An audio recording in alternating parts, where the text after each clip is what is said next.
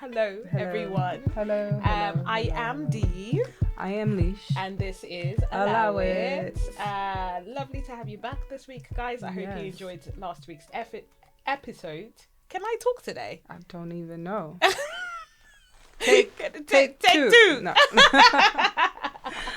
Take two. It is cold. The weather just it is just slightly changed. It's switched up on us. Yeah. Talking about that, I like your biker chic look. Oh, thank you. Going on. Yes, Thanks. It's very cute. So, you're gonna tell us what you're wearing today? All black. Yes, because all black season has started. All black season has started. Indeed. Exactly. I'm wearing this Hollister jumper and a pair of jeans because, like I said, it's cold today. This is nice and cozy. And like I was talking to you about how the girls are really into Hollister at the moment. Yeah. And how their Hollister sizing, made a comeback. They've made a comeback, and their sizing range has also changed quite a lot, quite significantly. I think they even have a curve range now as well. Oh, okay. So that could not have happened back in the day. Oh, probably you're right, because I think so. I believe Abercrombie owns Hollister. Okay, so they maybe did this Abercrombie has a curve range as well. So. Remember the Hollister days where the boys used to be standing outside of the store with no t-shirts on? That was Abercrombie. Oh, was that Abercrombie? Yeah.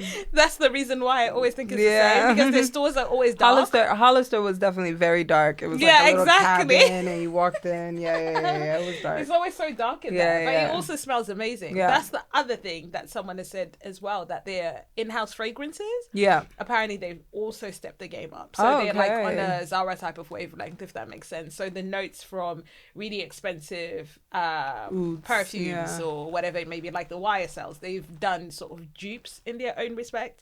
So they've done that, the Margielas and all of that stuff. So possibly that might be like one of those, what is it called? Just a day fragrance for the day. I'm going to check it out when I go into store next time. I'm going to check it out as well. Yeah, I haven't been in one of those stores since I was a teenager. I haven't been in Hollister. You just passed by it. There's one. I just walk right by it. Yeah. Now I'm gonna go in there and see what happens. We'll see if they've kicked up their diversity in terms of their employees. We'll see what happens, because I remember it was apparently. I mean, where I grew up, there was always a token black girl. Okay, just the one. Yeah, with the really bad weave. Yeah. With the leave out. Exactly. So they're diverse in terms of their sizing. We'll see if they're diverse in terms of their employees. And if they are, it might be a winning store. We'll never know. I might be converted. I think they are. I think they've a lot of brands have stepped up the game. They have stepped up their game, indeed. Stepped up the game, indeed. What do you want to talk about this week, Lish? What are we talking about? Rejection. We are talking about rejection. Rejection is very close to my heart. Rejection. No pun intended. That feeling of rejection is, no pun intended. How are you with shall we just go into the threads first, and then we talk about how we are with rejection in between? Let's do that. Do you want to start off with yours? Because I've got a thread too. Okay, cool. So I came across this thread on the Shade Room, actually. Okay. And we love a bit of shady tea. Oh, we love a little bit of shade. Yeah. And it was a thread on I guess on X, I don't know, about people telling their stories about how they realized they hated their partner. Okay. Yeah. Go for it. Or when they realized. So one of them, I was almost 36 weeks pregnant when I almost collapsed trying to do laundry by myself. He finished work and went to football practice instead of checking on me. But a week earlier, he came home early from work because our dog ate chocolate and he was worried. He was more worried about the animal that does not speak. Than you and your future child. Yeah, exactly. That's carrying your child. That's ludicrous. It's like, wow. That's ludicrous. And what's the name of the thread again? When you realize that your partner hated? Stories about when you realize you hated your partner. You hated your partner. Yeah. At this point, I think the story it should be the other way around. Yeah, exactly. When you find out your partner hated you. that one right like there. Yeah, definitely. Yeah. That sounds like someone definitely hates he wasn't you at checking that for point. you, girl. Oh gosh. Yeah, I was like, wow, that's wild. What's next? Oh, my chest. This one, I felt gross every time he would kiss me. She got the ick. She got the ick. Have you ever dated someone and after a while you got the ick from them? It's such a weird feeling because, you like that person and you've been with them for maybe a while or even just a short period of time. But during that time, there's been lust, right? Involved. So you're like all over them at the beginning. Exactly. And then all of a sudden, you just like, you want no part. Yeah. That's when, during my dating days, that happened often. Same. And obviously, it turns out I obviously had commitment issues and I couldn't bypass certain things. I'm just like, ugh, I don't want you after a while touch it's like anymore. it's just too much. Also, not just that, I think a lot of people just narrow down their experience to just like the sexual aspect of it, but also just the things that they do, they say, like sometimes even the way they breathe, you're like, can you stop breathing? That's when you're definitely over it, when the person's breathing is bothering you. That is a problem. The way they eat, just things like that, or the way they speak on the phone, or you're trying to have a conversation and the intellect is just not there. So a lot of the times that's happened to me. Whereas possibly the other aspect is still on fire, still hip and happening. And then that's happening, and I'm like, that's how I realized I will end up tapping out with that as well. Yeah. So you might as well just cut it off. I think that definitely outweighs the two. I dated, I had like a summer fling once with this Spanish guy, and he spoke like a lick of English. He spoke, hello, take your clothes off. Hola, basically. So whenever we would go on dates, we would go to like Spanish restaurants and stuff so he could speak comfortably to the servers and things like that. But he was super into PDA. Okay, which is, if you know me, you know I'm not affectionate. I do not like PDA. Zero. She can't stand it. I have to tussle for a hug. No. Like once every 6 months. Maybe brought on by tears. I've got to pretend like I'm crying in order for me to get a hug. You gotta be going through it, like, because it's like, boy, I like my personal space. When you know that you're traveling. We're not gonna see each other for a while. Then that's it's like you'll be like, okay then. It's fine. Okay, yeah. I could do a little tap. But this guy, so even when we went out to eat, you know how sometimes you'll have like the chairs from across you. He would sit next to me, like move the chair to sit right next to me. Oh gosh. He would, if we're walking, he wants to hold my hand the whole time. We're on the subway. He wants to basically sit right on top of me. Like I was just like, you know what? And that was the only problem. He was actually a really nice guy. It's just that, and we couldn't really argue because we don't speak the same language anyway. What did you guys do? Google Translate? Yeah. No way. I remember I had my little Google phone.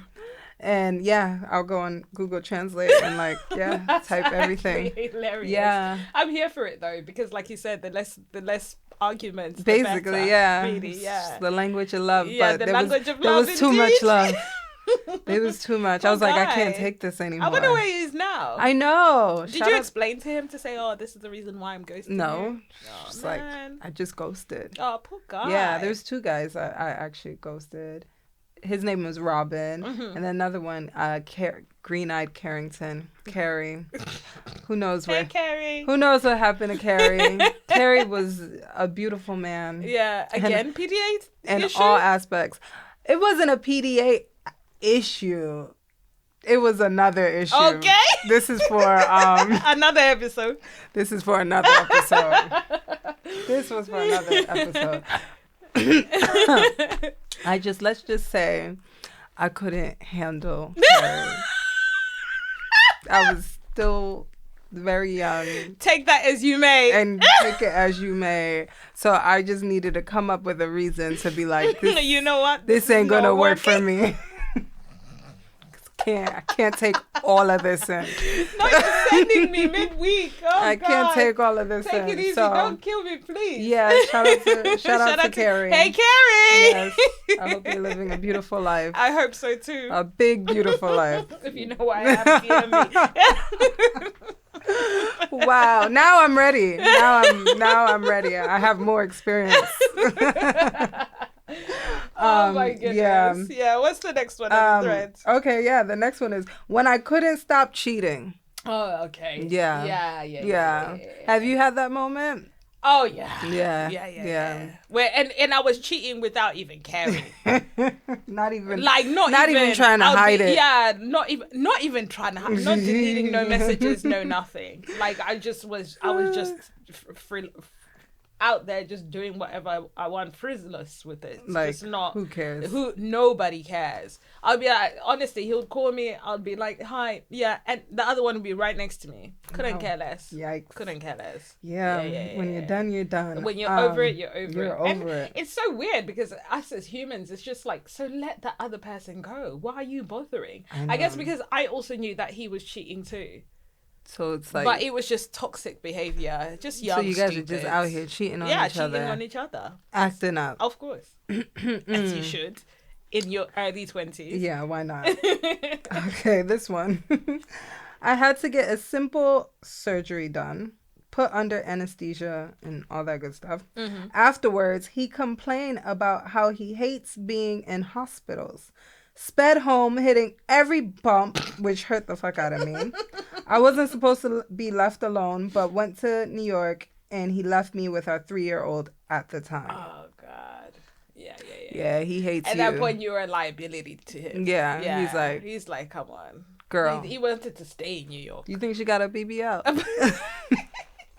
There's one I think that I saw. Just thinking about the bumps that hurt her. There's one that I saw actually because I was thinking I think it's a BBL because one of them when I was reading it said something along the lines of I was in the bed bleeding out after surgery and the bed sheets were like that for 2 days. Apparently the ones that she went into were dirty, so he didn't change the bed sheets after he picked her up from surgery. She was bleeding from this surgery. He didn't change her bandages. No post aftercare situation whatsoever. And he wasn't helping. And they had a child there as well too. Apparently the child was like 18 months old. So this is crazy because some people will say, okay, I'm not doing the surgery for my partner, You just had a baby like 18 months ago. Yeah. You've none gone and had a mummy makeover, a BBL or let's say lipo or a tummy tuck or whatever you went and got and done. Yeah. And I say, each to their own. But at the end of the day, you're doing it for these dumbos who are not even going to help you while you're recovering. Exactly. Which doesn't make any sense because what is the point of getting all of that stuff done for someone who's going to walk away anyway? He couldn't care less. And I was like, girl, he'll be all over it once you've healed and you're ready to hit the streets. Yeah, and once you start taking pictures and everything is flat. Yeah. Then all of a sudden you're his again. But during the process of that's how you really know he hated you, girl. Oh gosh. Yeah. Even if you change yourself, he still hates you. Exactly. This one right here sends me because I feel like we've all had this moment. Mm-hmm. His phone was broken, so I hadn't talked to him all day. He finally called, and I was so upset to see his name pop up on my screen. That was the beginning of the end for me.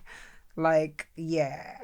And I'm sure because they say women, we actually, before we're done, we're already done. Yeah. The thing is, I don't know why. Why do we drag it on? I don't know. I think it's just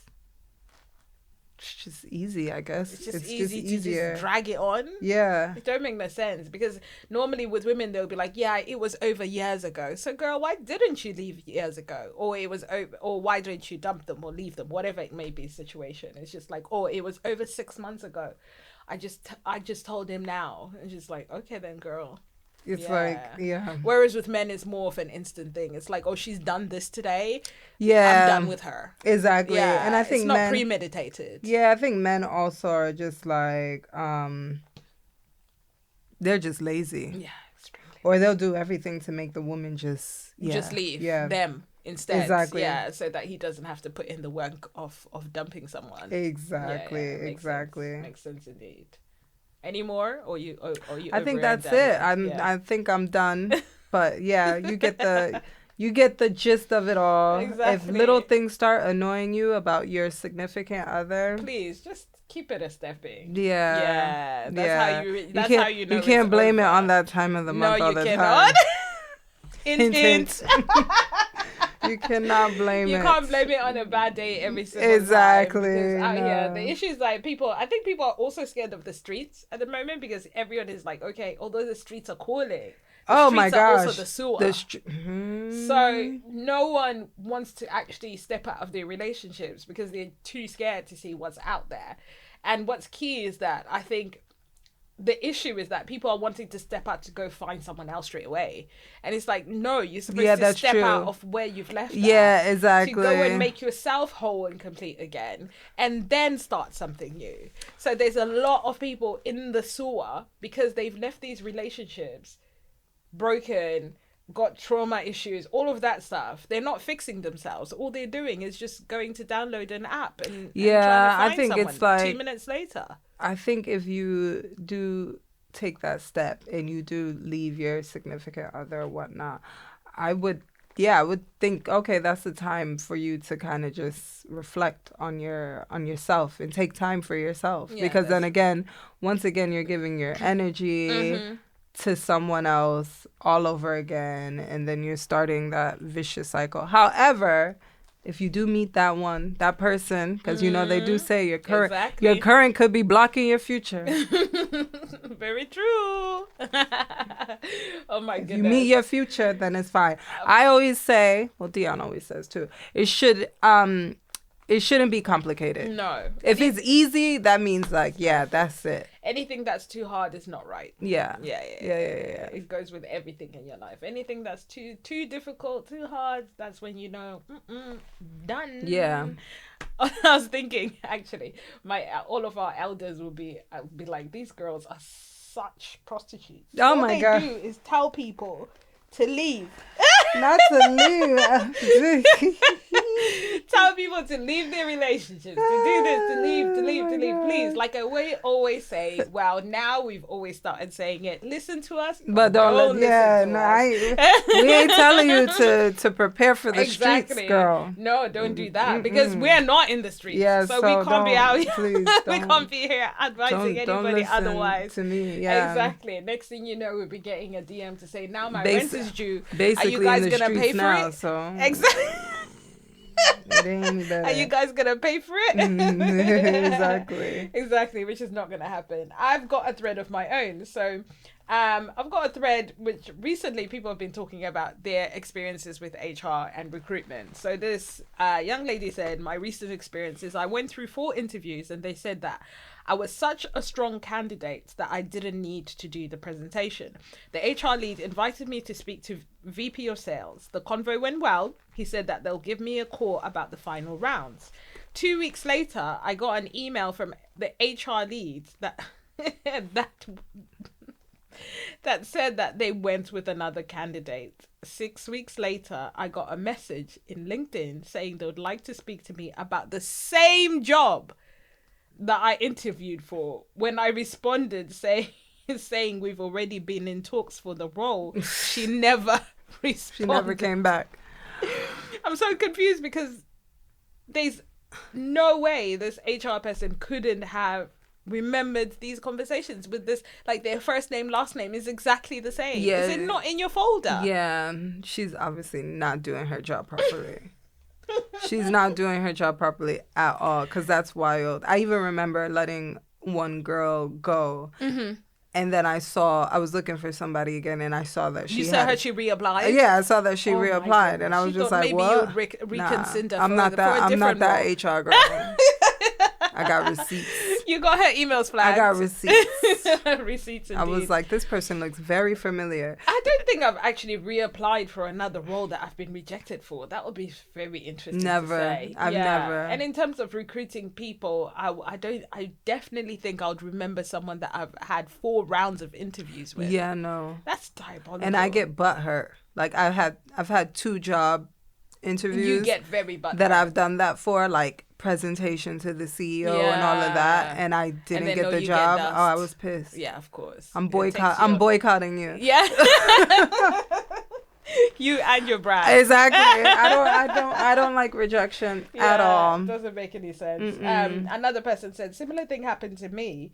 A company said that they were urgently looking for a tech, and I thought it would be a shoe. in my 15-year experience. What does that mean? What's a shoe? A shoe? Yeah. Like a shoe? Does it stand for something? Weird. Shoe? Yeah. Maybe maybe like the the perfect shoe fit. fits? The perfect fit. Yeah. Okay. But I didn't know people. I didn't know like people say it like that. Okay. I don't know. If you say it like that, please say that in the comments because I've never heard of that before. I thought it would be a shoe in my 15-year experience. And 3 different recruiters referred me to the same job posting after a weird company rejected me and then have the audacity to repost the same position at a higher rate. And I was fine with their first rates. That would have been enough. They did me a favor and I don't need to work for a company who doesn't value me. You see how people are always offering, especially these HR people and these companies, unfortunately, they're always offering something on the table, but what they've put in it as an offer, you end up finding out that's not what the person that actually ended up getting the role got. Why? Because people are not asking for the amount of money that they deserve. And it's such a terrible stigma, especially in this country, that money is not talked about. Yeah. We need to speak on money a lot. We need to speak on money all the time. That's what we use to live off. Yeah. And if you can't speak to the company that is supposed to be your future 10-year job, your future 5-year job, what makes you think that you'll be able to discuss it once you're in the role? Yeah. I think it is important to say, to speak about what you want. I mean, but also recruiting agencies, it's more about themselves because remember, they get a percentage on the salary and on the hire. So I think with recruiting agencies as well, sometimes they're just all over the place. I've gotten contacted many times for jobs that I don't even have any experience in. They don't align with my resume at all. Shoe? Yeah, the shoe doesn't fit. So I'm like, okay, you're sending me this job. So what, you want me to go and look crazy? I don't get it. Yeah, it's just weird. But then what if on a whim you just ended up hired? That would be also strange. That would be very strange. Yeah. Then maybe they'll have a little that would be a cipher for desperation. And someone that they need to fill the role. Exactly. As someone that hires and fires people. I'm like, who's she talking about? You? Do you find it like when someone asks you for a higher salary, either at the point of interview or maybe 6 months down the line when they've realized actually that the work at hand, they deserve more than what? Do you find that as an uncomfortable conversation? Do you advocate for it? What are your thoughts? No, I don't feel like it's uncomfortable. I mean, I do advocate for it, especially if I feel like the person is putting in the work and doing what they're supposed to do. Yeah, 100%. But also, too, I could only do my part, and I don't own the business. Yeah, you don't. So I could. It's not your father's business. Exactly. I could only do so much. Yeah. But definitely, when the possibility is there, I definitely advocate for the people that work for me. I think maybe when I was in other roles, I wouldn't advocate for myself to get paid higher. It's only something that has come into like my thought process within my professional life later on in life, because I'm like, okay, I know this is what I can bring to the table. So therefore I know I deserve more. So it's up to companies, like you say, to actually advocate for the employees, but also at the end of the day, they're looking out for themselves and they know that there's people out there who do the same job as you, and even maybe 10 times more for 10 times less. It's that's why they call it the rat race. That's true. I guess what is it, like the Gen Zs have kind of changed that a bit. They have. They're like, okay, fine, F your job then. Yeah. Also, this is the other reason why they're still at their mum's house constantly. This is true. Which is, with our generations, it was very much, I'm getting my job and I'm getting out. Yeah. So you're just going to do whatever you need to do to hustle. So the Gen Zs are like, it's fine, I'll go back to my mum's house. Yeah, basically. Yeah, and then I'll sort myself out. My room's still there. Exactly. Cam, don't you dare. Your room will be gone. As soon as you get that national insurance number. Oh my God. That room is going to be painted over. For one of the twins to move in. Oh my gosh. Exactly.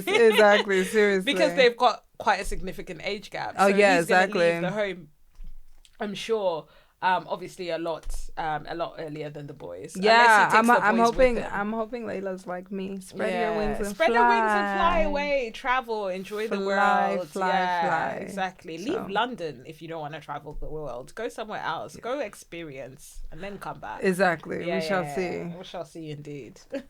We shall see. Yeah. Another person, just one last one just to add, because obviously it's clear. It's a huge thread, by the way, so I'm not even doing bits. It's clear that companies and HRs are basically getting away with this everywhere we go. And one said, HR sucks nowadays. I had 2 rounds of interviews with a prestigious Ivy League uni for a leadership role. They conducted the background check and contacted my references. When I received an email that my background check was complete, I waited a few days because I hadn't heard back. So I reached out via email asking for an update. Nothing. A few days later, I left a voicemail, still nothing. Is it normal to ghost a candidate so far into the process? Have you gotten to, I don't know, 2 interviews, 3 interviews down and all of a sudden silence? No. Like you've had to contact them to say any updates? Oh, wait. I had one like that. Yeah. It's always so disheartening because it's just like, am I not even memorable? And then she was like, "Oh, it was between you and another person, and we decided to go." That. Yeah, I was like, "Oh, actually, I asked for feedback, and she was like, No, everything was perfect. Your presentation was perfect. Say everything was perfect. It was just you and another person. It's you. We don't like you." That's what I thought too. Honestly, basically it's just like we didn't vibe with you. You're a hater. Because you're saying you were perfect in the interview. You're saying your experience is what we need within this brand. You're saying you brought everything to the table except for the vibes. Basically. Yeah, except for the vibes. Basically. So they're out here. Well, of course, when we used to work in fashion, that was a huge thing. Like you would have experience, but if your vibes, they're not vibing with them, that's it. Or your look is not giving what you think that it's gonna give, then definitely not. So yeah, your earring's coming out. Let me say it. Oh. Did it come out? Yeah, it's there.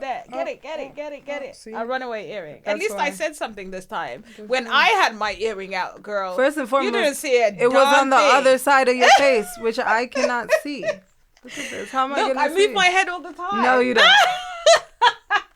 No, you do not. Let's not tussle like Joshua the other day. Anthony Joshua, man, he got knocked out. I didn't see. Since we're talking about rejection in general. Damn. Yeah, all I saw was the images. He works so hard. But he's such a humble sports person, and he's not a sore loser at all. So his interview afterwards was also really like sweet, because it's like, I worked hard, but I didn't work hard enough. It is what it is. Exactly. I worked hard, but I didn't work hard enough. And I'm gonna move on to the next match, being a better participant or the better man. It's gonna be the better man that's gonna win. So I always appreciate that when that happens. I was gonna speak on rejection and how you handle it. I know you just said you're salty as hell. I am salty. I mean, I haven't been rejected by a man. Okay. So I don't know what that would feel like. So you're one of those girls. A man has never dumped me. I've never been dumped. I just even knocked on wood. Not one of those girls. It could happen to anybody. I haven't been dumped. Who knows? I've probably been in situations where the guys annoyed me so much because he wanted me to do the dumping. Okay. So, yeah. Possibly that might be a case. Yeah. I think I've seen someone not in the process, but I've seen someone's eyes change and I dump them first. Yeah. So like I clock certain things and I'm like, okay, you're not for me. I don't think you actually want me. So instead of continuing to pursue it, I just go. And then they find it very hard because, of course, they weren't ready for you to be the one that kind of locks it off. Yeah, but then it's like, what do you want? Yeah, it's just like, what is it that you want then? Because you didn't. It was clear that you didn't want me. Yeah. So I just basically just put it into play and we just all move on in silence. Yeah, exactly. Yeah. And like I said, I don't have any exes anyway. So there's no evidence. Once that's done with the situation. That's it. That's really it for me. There's no past. And I'm so happy because I've actually never seen any of these people thereafter. I've seen maybe a couple here and there, but it's never been awkward for me. Because, because obviously I knew it was done with. Once it's done with, that's it. That's it. I'm super into it at the moment, but then when it's over with, it's over with. Yeah, I kinda. When it comes to like rejection in terms of like career wise or in any other aspect where you've just applied for something or are rooting for something and it just hasn't come through. I used to be extremely, extremely emotional about those situations. Like it would take over me, and most probably it would take like months for me to get over something. Which is wild because you have no problem getting a job. I don't have any problem getting a job. Keep a job D. Keep a job D is my middle name. So I guess in like the other aspects. Okay. Yeah. So sometimes in my career, I've maybe tried to aim a little higher. Okay. And then I've been brought back down to say, girl. I got that. That's where I'm at.